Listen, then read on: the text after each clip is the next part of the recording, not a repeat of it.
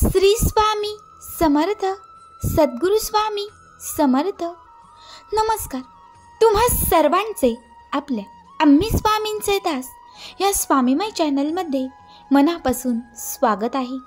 स्वामींच्या कृपेने नेहमीच तुमच्या आयुष्यात सुख, समृद्धी आणि आनंद असावा इतकीच मी आपल्या स्वामींच्या चरणी प्रार्थना करते. आणि आपल्या आजच्या या नवीन आणि सुंदर व्हिडिओला पुन्हा एकदा नव्याने सुरुवात करते. भक्तांनो, तुम्ही नेहमीच आपल्या या चॅनलवरती श्री स्वामी समर्थ महाराजांचे भक्तांना आलेले अत्यंत रोमांचक अनुभव ऐकले असतील. बऱ्याच वेळा ते अनुभव ऐकून तुमचेही डोळे पाणावले असतील. मात्र आज मी तुम्हाला काळजाचा ठोका चुकवणारा, स्वामी सेवेतील सर्वात भयानक असणारा एक दिव्य अनुभव सांगणार आहे, जो ऐकून आज प्रत्येक जण स्वामी सेवेवर गर्व करेल, तर न कळत डोळ्यामधून पाणीसुद्धा पडेल. भक्तांनो, आजचा हा अनुभव आहे संगमेश्वर येथे राहणाऱ्या स्वामींच्या परमभक्त असणाऱ्या ताई रुपाली महाडिक या ताईंचा. पुढील हा संपूर्ण अनुभव या ताईंच्याच शब्दात. ताई म्हणतात, सर्वप्रथम सर्वांना श्री स्वामी समर्थ. जय जय स्वामी समर्थ. मी रुपाली, स्वामींची भक्त. ते म्हणतात ना, अज्ञविना काळ ना नेई त्याला, परलोकीही ना भीती दयाला. उगाची भीतोसी भय हे पळू दे, जवळी उभी स्वामी शक्ती कळू दे. या वाक्याची प्रचिती देणारा माझ्या आयुष्यातील हा भयानक प्रसंग. माझं संपूर्ण घर हे स्वामींच्या सेवेतील, स्वामी मार्गातील. माझ्या बाबांना साक्षात स्वामींचे दृष्टांत झाले. त्यांना महाराजांचे साक्षात दर्शन लाभले आणि तिथून बाबांची स्वामी सेवा सुरू लागली. तिथून माझे बाबा हे स्वामींच्या भक्तीत आले. मग मी, आई, माझे बहीण आणि भाऊ आम्ही सर्वच. 21 वर्षांपूर्वी माझे बाबा त्यांच्या मित्रांसोबत पहिल्यांदाच फिरण्यासाठी अक्कलकोट, गाणगापूर, तुळजापूर, पंढरपूर येथे गेले. त्यावेळेस त्यांनी स्वामींची मूर्ती घरी आणण्याची इच्छा व्यक्त केली आणि मग तिथूनच त्यांनी श्री स्वामी समर्थ महाराजांची सुंदर मूर्ती घरी आणली. त्याच मूर्तीची आम्ही पूजा करायचो. 1 नाही, 10 नाही, तर तब्बल 21 वर्ष ती मूर्ती आम्ही जपली होती. आमच्या घरातील सर्वात मोठं अधिष्ठान हे स्वामींचं. मात्र मागच्याच वर्षी एक मोठा घात झाला. गुरुवारचा दिवस. माझे आई बाबा सकाळीच उठले. स्वामींची गुरुवारची सगळी पूजा सुरू झाली. प्रत्येक गुरुवारी आमच्या घरात अभिषेक असायचा आणि आई बाबा दोघे मिळून करायचे. मग नित्यसेवा, मंत्र, स्तोत्र हे सगळं काही झालं. त्या गुरुवारी सगळं काही लवकरच झालं, कारण माझ्या आईबाबांना आमच्या नात्यातीलच एका ठिकाणी लग्नासाठी जायचं होतं. खरं तर माझ्या मोठ्या बहिणीच्या सख्ख्या नंदेचे लग्न, त्यामुळे लवकर जायला हवं म्हणून आईबाबा घाईत होते. पण त्या गुरुवारच्या आदल्या दिवसापासून का कुणास ठाऊक सतत अडथळे येत होते, सतत अपशकुन घडत होते. आईच्या हातातून काचेचे ग्लास फुटले. सतत कावळा आमच्या दारात कावकाव करत होता. रात्री कुत्र्यांच्या रडण्याचा आवाज येत होता. जेव्हा आईबाबा सकाळी जायला निघाले तेव्हा सुद्धा त्यांना एक मोठा अपशकुन घडला. आईबाबांच्या समोरच दरवाजा ओलांडत असताना भिंतीवर असणारी पाल ही त्यांच्या समोर मृत होऊन पडली. खरं तर मला याची खूप भीती वाटली. त्या रात्री मला काही वाईट स्वप्नेही पडली. मी आईबाबांना जाऊ नका असं म्हणाले, पण तू नको काळजी करूस, स्वामी आहेत ना माझ्यासोबत, असे बाबांनी मला सांगितले. आणि शेवटी ते घरातून निघाले.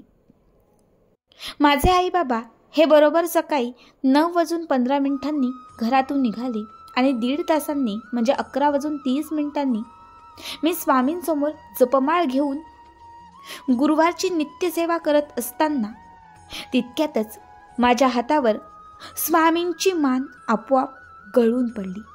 माझ्या अंगावर शहारे आले. शरीरातून घामाच्या धारा सुरू झाल्या. अक्षरशः माझे डोळे, माझे अंग, संपूर्ण शरीर थंड पडले. काय करावे कळेना. मी महाराजांचं ते डोकं हातात घेतलं आणि तितक्यात मोबाईलची रिंग वाजली.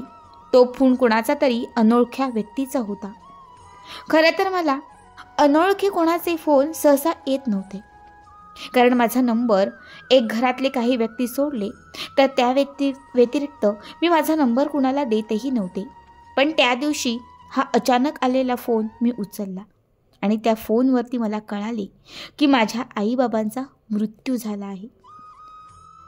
माझ्या आईबाबांचा एक मोठा ॲक्सिडेंट झाला आणि त्यामध्ये दोघेही ऑन दी स्पॉट गेले. जसे मी ते शब्द ऐकले माझी शुद्ध हरपली. त्यानंतर काही तासात जेव्हा मला शुद्ध आली तेव्हा माझे काका काकू सगळे माझ्या आजूबाजूला होते. त्यांनाही कळेना नक्की काय झाले. मी रडतच त्यांना झालेली हकीकत सांगितली आणि मग सगळेच लोक ज्या ठिकाणी आईबाबांचा ॲक्सिडेंट झाला त्या ठिकाणी जाण्यास निघाले. मी सुद्धा त्यांच्यासोबत होते. जेव्हा आम्ही तिथे पोचलो आईबाबा तिथे नव्हते. तेव्हा कळाले की एका भल्या माणसाने त्यांना हॉस्पिटलमध्ये नेले होते. जेव्हा आम्ही हॉस्पिटलमध्ये गेलो तेव्हा डॉक्टर माझ्या आईबाबांच्या दोघांच्याही ब्रेनचं ऑपरेशन करत होते. बाबांच्या उजव्या पायाचे 7 तुकडे, आईच्या मेंदूमध्ये सलई घुसली होती, तर बाबांच्या डोक्यालाही गंभीर दुखापत झाली होती. 7.5 तास त्या दोघांचेही ऑपरेशन सुरू होते. डॉक्टरांनी ऑलरेडी केस गेलेली आहे असेच सांगितले.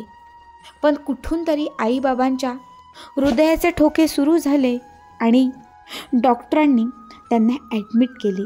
7.5 तास उलटून गेले. डॉक्टर आम्हाला भेटायला आले आणि त्यावेळेस त्यांनी सांगितले काहीतरी चमत्कार असावा, तुम्ही काहीतरी पुण्य केले असावे जे तुमच्या आईबाबांच्या पाठीशी राहिले.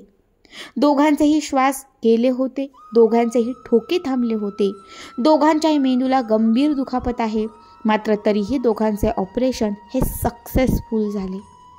त्यानंतर माझे आईबाबा दोघेही जवळपास 1.5 महिना हॉस्पिटलमध्ये होते आणि 1.5 महिन्यानंतर त्यांना घरी सोडले. ज्या दिवशी ते घरी आले त्या दिवशीही गुरुवार होता. ज्या दिवशी आईबाबा घरी आले त्याच दिवशी स्वामींची खंडित झालेली मूर्ती आम्ही विसर्जित केली आणि मग एक नवीन मूर्ती घरात आणून तिची स्थापना केली. खरं तर या प्रसंगानंतर आम्हाला फक्त एवढेच कळाले, सगळं काही संपलं होतं, काळ आला होता, वेळही आली होती, मात्र स्वामींनी ते सर्व संकट स्वतःवर घेतले. स्वामींची मान आपोआप गळून पडली. स्वामी स्वतः आमच्या घरात त्या दिवशी मृत झाले, पण माझ्या आईबाबांना त्यांनी जीवनदान दिले. त्या प्रसंगानंतर आमच्या भागातील, आमच्या नात्यातील प्रत्येक व्यक्ती स्वामी सेवेत आला आहे. कारण हा इतका मोठा चमत्कार घडल्यानंतर प्रत्येकाला फक्त स्वामी सेवेचं वेड लागलं आहे. जर आम्ही स्वामी सेवेत नसतो किंवा जर आम्ही स्वामींची सेवा करत नसतो तर आज माझे आईबाबा ह्या जगात नसते, एवढं मात्र मी सांगू शकते. मात्र स्वामींच्या कृपेने 21 वर्ष केलेल्या ते सेवेने आम्हाला पुण्य लाभले आणि गेलेले माझ्या आईबाबांचे प्राण पुन्हा परत आले. ताई म्हणतात पैसा काय हो कधीही कमावता येईल, पण आईबाबा गेले तर ते कुठल्याच जन्मात मिळणार नाहीत. आमची संपत्ती माझे आईबाबा होते आणि त्या संपत्तीला माझ्या स्वामींनी तारले. खरंच आम्ही केलेली सेवा सफल ठरली.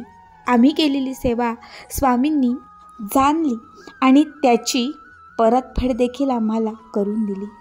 खरंच स्वामी म्हणतात ना, भिवू नकोस मी तुझ्या पाठीशी आहे, त्या वाक्याची त्या प्रसंगात आम्हाला पुरेपूर प्रचिती आली. हम गया नहीं जिंदा है हे वाक्य त्यावेळी कळालं आणि तिथून आमचं संपूर्ण कुटुंब स्वामी सेवेला लागलं. श्री स्वामी समर्थ, जय जय स्वामी समर्थ. भक्तांनो, अत्यंत अद्भुत, अंगावर शहारे आणणारा, दिव्य असणारा हा अनुभव तुम्हाला कसा वाटला कमेंट करा आणि असेच पुढचे अनुभव ऐकण्यासाठी आपल्या चॅनलला सबस्क्राईब करा. श्री स्वामी समर्थ, जय जय स्वामी समर्थ.